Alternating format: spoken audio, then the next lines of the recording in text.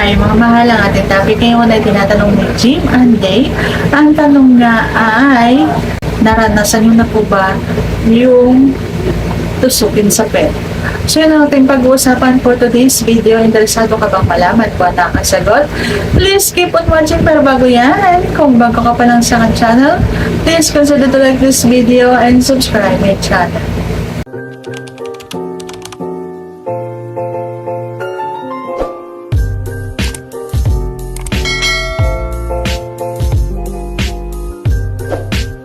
Ang sagot sa tanong ay hindi pa.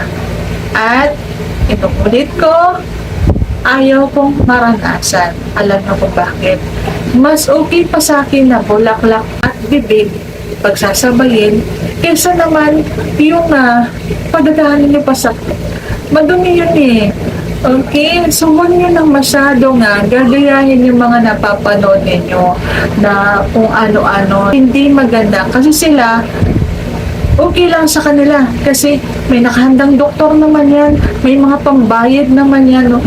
Kapag nagkasakit sila, may mga pambayad yan kasi malalaki yung bayad sa mga ganyan. Tayo, kung halimbawa tayo, gagayahin natin yung napanood natin ngayon, may magpapagamot ba sa atin? May nakahanda bang doktor? May kapag halimbawa nagkaroon tayo ng kung ano-anong sakit na nakuha doon mo diretso doon sa bulaklak, di ba wala naman? Tayo lang din ang mahihirapan, tayo lang din ang gagastos. Kaya huwag nyo nang isama sa listahan ng dadaanan natin ninyo. Okay? Hayaan nyo na yung bulaklak. Para doon lamang yon, hindi na doon sa dinadaanan ng dumi. Sana nasagot ko ng tama ngayon tanong. And if you like this video, please consider to like this video and subscribe my channel. Thank you for watching. See you on my next vlog.